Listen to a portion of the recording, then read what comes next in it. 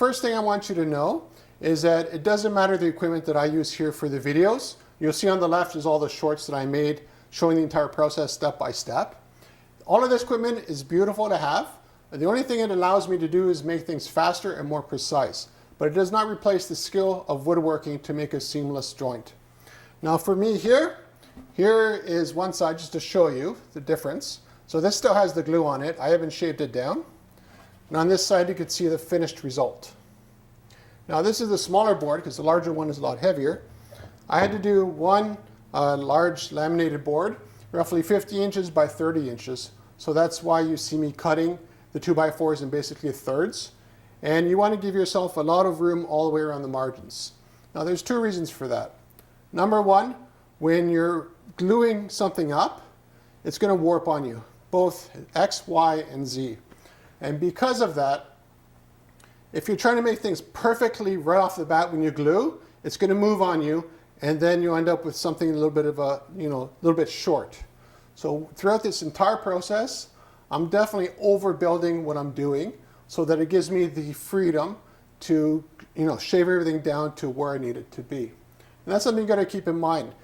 You're using glue, and I've used tons of different kinds of glue. I just use the cheapest glue I could find at Home Depot. It works totally fine. I don't see the reason to go with premium glue at all, at least for my applications, because I don't see a difference. So when you make things too large, you have the options to make them the perfect size once everything dries and is cured. If you make things dead on, you have a trouble right off the bat because things will move around on you a little bit. And then it's a whole headache to try to get things to fit perfectly. So when I use my router to do this, the most important thing that I keep in mind is that I got to make sure all of these sticks, I'll show you the glued part so it's easier to see. All of these things here have to have edges that are totally flat and totally square. If there's any deviation of that, the whole laminated board will end up, being warped off one way or another. And that's definitely what you don't want to have happen. Because last thing you want to do is look at a table and everything starts off, perfect, perfect, perfect, then it slowly goes this way. And that's just a nightmare for woodworking and everything else. It also makes it structurally stronger as well. So if everything's the same, the glue holds everywhere perfectly. If you have holes or voids, so let's just say here, I'll go on this side for reference. If over here I had like a little hole or is a little bit of a zigzag or something like that, no amount of glue is going to hold that together over the long term, especially when you're using a router like this here, because this router really pushes and pulls through the material, and any sort of weakness, it will definitely find it. And don't ask me how I know that, because I've done it a lot of times.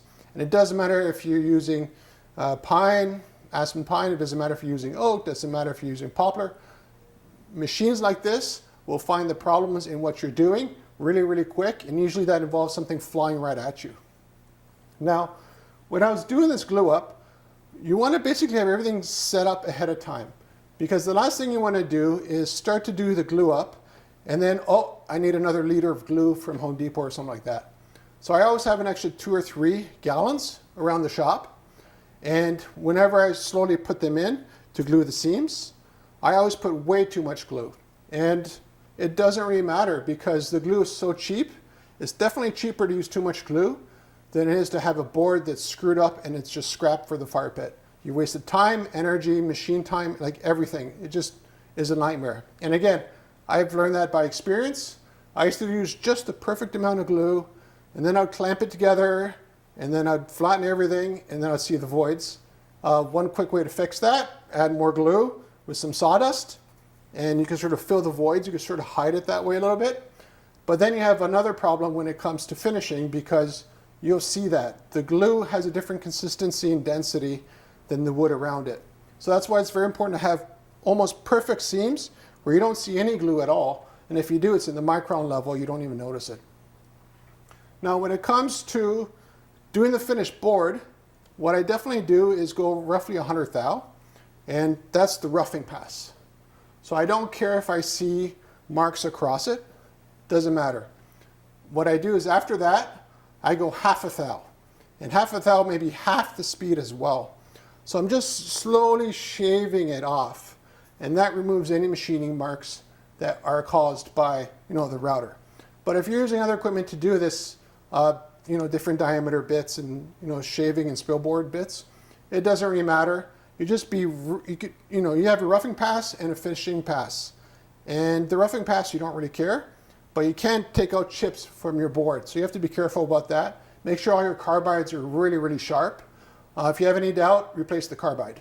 And that's how we do the glue up here at CNCKing.com. Any questions, put them in the comments and we'll go from there.